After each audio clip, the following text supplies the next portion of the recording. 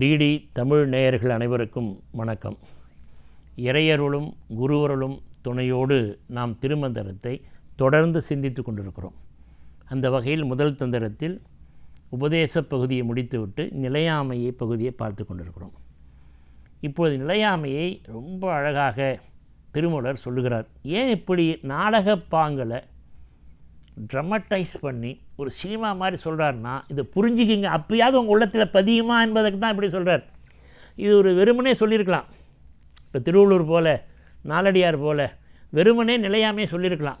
ஆனால் இது ஏன் இப்படி ட்ரமட்டைஸ் பண்ணுறாருன்னா மனசை தைக்கும் அல்லவா, நச்சுன்னு அப்படியாவது உணர்வாங்களான்னு அவர் பார்த்தாரு, எதிர்பார்த்தார். ஆனால் எனக்கு என்னமோ திருமூலர் எதிர்பார்த்த நோக்கம் நிறைவேறியதான் எனக்கு தெரியல.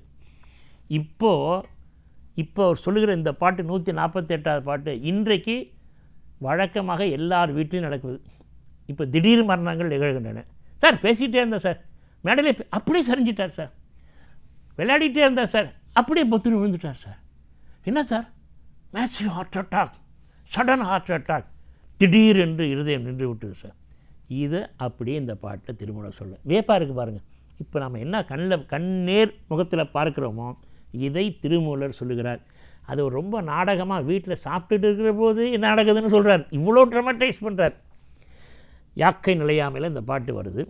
அடப்பண்ணி வைத்தார், அடி சிலை உண்டார், மடக்கொடியாரோடு மந்தனம் கொண்டார், இடப்பக்கமே இறை நொந்ததென்றார், இடப்பக்கமே இறை நொந்ததென்றார், கிடக்கப்படுத்தார் கிடந்தொழிந்தாரே. ஒரு சாப்பாட்டு கூடத்தை காமிக்கிறேன். நமக்கு சாப்பிட்றார், வீட்டுக்கு உரியவர் வரார். என்னம்மா இன்றைக்கி சமையல்? நல்ல வாசனை, அது மோர் குழம்பா? உனக்கு ஃபேவரேட் இல்லை என்ன? குறுந்தொகை பாட்டு வேறு சொல்லுது. முளிதயிர் பிசைந்த காந்தல் மெல்வரல் கழுவுறுகளிங்கம் கழாதுடியி குவளை உண்கண் குய்ப்புகை கமழ தான் துழந்தட்ட தீம்புளிப்பாக, அந்த புளிப்போடு இருக்கணுமா. இனிது என உண்டலின் நுண்ணிதின் மகிழ்ந்தன்று ஒன்றுதல் முகனே. அந்த மோர் குழம்பு வைக்கிறாங்களாம் அந்த தலைவி, புதுசாக கல்யாணமான பொண்ணு, கெட்டிக்கார பொண்ணு, கணவனை எப்படி வசப்படுத்தலான்னு தெரிஞ்சிருக்கு. கட்டி தயிரை வெட்டி எடுக்குது. எப்படி? கரண்டியில் கையினாலே. முழி தயிர் பிசைந்த காந்தல் மெல்விரல். தயிர் குழம்பு வைக்கிறது முக்கியம் இல்லை, பதமாக தாளிக்கணும். கொஞ்சம் மிஸ் பண்ணிங்க சுவை போயிடும். அந்த தாளிக்கிற நேரத்தில் உடம்பு ஆடை நெகிழுது, வேறுவது. அந்த கை கழுவிட்டு வச்சா ஆடையை தொட்டால் நேரம் பதம் போய்டும். உடனே அந்த தயிர் குழம்பு கையில் வச்சுக்கிறது, அந்த காலத்தில் கரண்டியோட கையில், அதனால தான் சுவை அதிகம். அதோடு ஆடையை சரி பண்ணிக்கிறாங்க, நெற்றி வேறு தொடச்சிக்கிறாங்க, அப்படியே வைக்கிறாங்க. அப்படி வச்சு தாளித்த அந்த மோர் குழம்பு நல்லா இருக்குன்னு கணவன் சாப்பிட்டானா இனிமேல் நல்லா இருக்குன்னு சொல்லணும் கணவன்கள் சாப்பிட்ற பொழுது. அந்த பெண்ணுடைய முகத்துடைய நெற்றி அப்படியே மலர்ந்து தான்.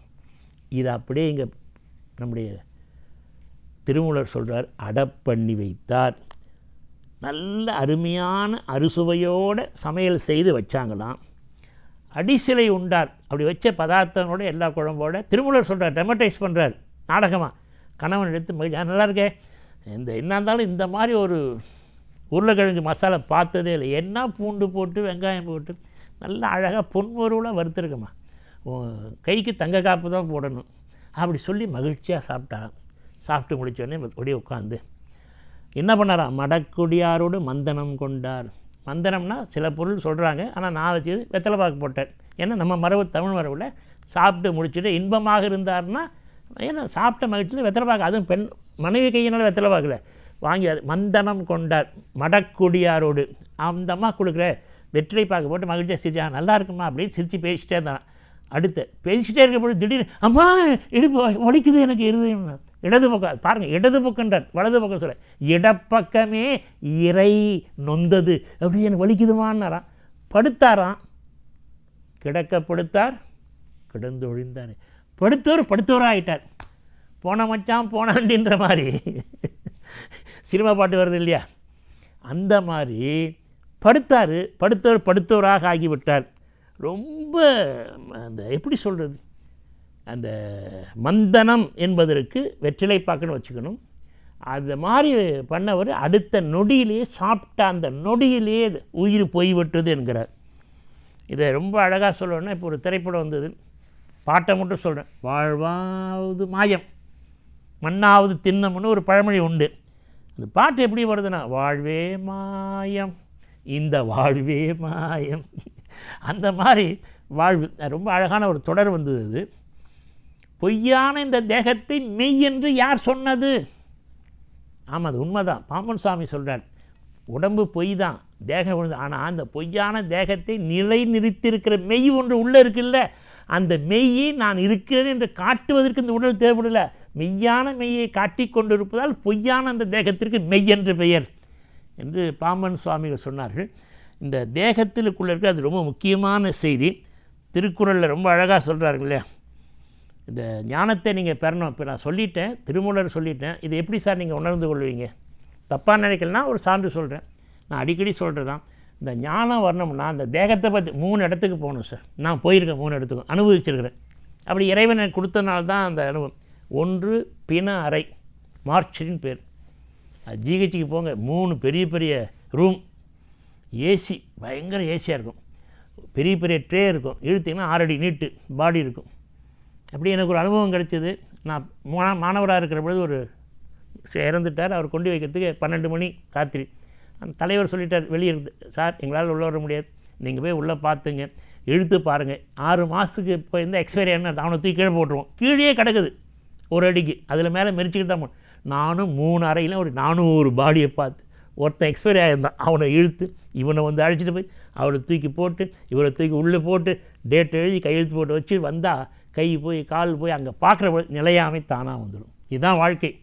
அடுத்த நிமிஷம் என்ன நடக்குது சார், ரோட்டில் டக்குன்னு ஆக்சிடென்ட், அப்படியே செத்து போகிறாங்க சார், தூக்கி கொண்டு வந்து மார்க்ஷீட்டில் போட்டுருவாங்க. அங்கே போகணும். 2வது கேன்சர் இன்ஸ்டியூட், அங்கே உள்ளே போய் பாருங்கள், உரித்து விட்ட கோழி போல் பாவம் இந்த மனித தேகத்தை உயிர் உள்ளே இருந்து அல்லாடுது போடுதுங்க. அதை பார்த்தீங்கன்னா உங்களை தப்பு செய்ய வருமா? லஞ்சம் வாங்க மனசு வருமா? என்ன பண்ண போகிறீங்க வாங்கி? அங்கே போய் பார்க்கணும். 3வது சுடுகாடு. இப்போ யாருமே போவதில்லை, கொஞ்சம் போய் பார்க்கணும். சுடுகாட்டை போய் பார்த்தீங்கன்னா அதுவும் இப்போல்லாம் எலக்ட்ரிக் வந்துடுச்சு. அப்படி உள்ளே போட்டு அடுத்த 10 நிமிஷம் உள்ளே எரியுது கபகபன்னு. அதை பார்த்தீங்கன்னா எத்தனை உடம்பு ஒரு நாளைக்கு வருது சார். ரொம்ப அழகான ஒரு சினிமா பாட்டு வந்தது, சமரசம் உலாவும் இடமே. அங்கே தான் சமரசம். அங்கே ஜாதி பேதமே கிடையாது, உயர்ந்தவன் தாழ்ந்தவன் கிடையாது, நல்லவன் கெட்டவன் கிடையாது, எல்லாருக்கும் ஈக்குவல் ட்ரீட்மெண்ட், ஒரே நிலை. அந்த இடுகாட்டில் வேலை செய்கிறாங்க பாருங்கள், அவங்க தான் சார் ஞானி. அவங்க தான் வேறுபாடு பார்க்குறாங்களா? இவர் பணக்காரர் அதனால் சீக்கிரமாக எரிச்சிடுவோம், இவர் ஏழை 2 நாள் வச்சு எரிப்போம், அதெல்லாம் கிடையாது. எல்லாருக்கும் ஒரே ட்ரீட்மெண்ட். அதனால் இந்த மெய்ஞானத்தை நீங்கள் புரிந்து கொள்ள வேண்டுமானால் 3 இடம் நான் போய் தெரிந்து கொண்டது. 1 மார்ச்சரி, பிண அறை, இன்னொன்று சுடுகாடு, 3வது கேன்சர் ஹாஸ்பிட்டலில் போய் நீங்கள் இருக்கணும், அந்த பேஷண்ட்டை பார்க்கணும். பார்த்தீங்கன்னா தான் அந்த உயிர், இந்த உடம்புல ஒன்றுமே இல்லை, எலும்புந்தோல், ஒரு முடி கூட இருக்காது, ஆனால் அந்த உயிர் ஆசைப்படுது பாருங்கள் வாழ வேண்டும் என்று. அந்த துன்பத்தை நீங்கள் நேரில் பார்த்தீங்கன்னா தான் ஒவ்வொருத்தரும் என்கிட்ட சொல்லுவாங்க, இந்த ஆசையாக இருக்குங்க, கடைசி ஆசை ஒரு போண்டா சாப்பிடணும், ஒரு மைசூர் பாக்கு சாப்பிடணும். அந்த ஆசையை கண்டு ரொம்ப நமக்கே வேதனையாக இருக்கும். நமக்கு பரிதாபப்பட்டு ஓடி போய் வாங்கி, சரி அதையாக சாப்பிட்டுட்டு போகணுமே. ஒரு 88 வயசு பாட்டி என்னை பார்த்து கேட்டாங்க, எனக்கு ஒரு ஆப்பிள் சாப்பிடணும் ஆசை இருக்குது, வரேன் வெளியே வந்து ஆப்பிள், அதை சாப்பிட்டு அவங்களுக்கு மகிழ்ச்சி வருது, அந்த உயிர் ஆசைப்படுது. அதனால் நிலையாமையை சரியாக புரிந்து கொள்ள வேண்டும். நிலையாமையே நிலையாக இருப்பது இந்த உலகம். அது எனக்கு என்ன இந்த பாட்டில் மகிழ்ச்சி என்று சொன்னால், ஒரு சாப்பிட்றத வச்சு உணவு உண்ணுகிற அந்த டேபிளில் மனைவியோடு கூட இருக்கிற பொழுது திடீர்னு ஒரு இறப்பு வருதுன்னா இதை விட சோகம் ஒன்றுமே இருக்காது சார். நீங்கள் வெளியில் இறந்து போகலாம் சார், மேடையில் இறந்து போகலாம், ஆனால் மனைவியோடு சாப்பிட்டு இருக்கீங்க வீட்டில், சாப்பிட்டு முடித்த அந்த மகிழ்ச்சியிலே, அப்போ துன்பத்திலையும் மரணம் வரும், பெரிய மகிழ்ச்சியிலையும் மரணம் வரும். எனவே மகிழ்ச்சி துன்பம், சோகம் துக்கம், இந்த 2 அற்ற நிலையில் ஒரு நிலைப்பாட்டோட உறுதியாக இருப்போம். இறையருளை பெறுவோம், இறைவனை அடைவோம். அனைவருக்கும் வணக்கம்.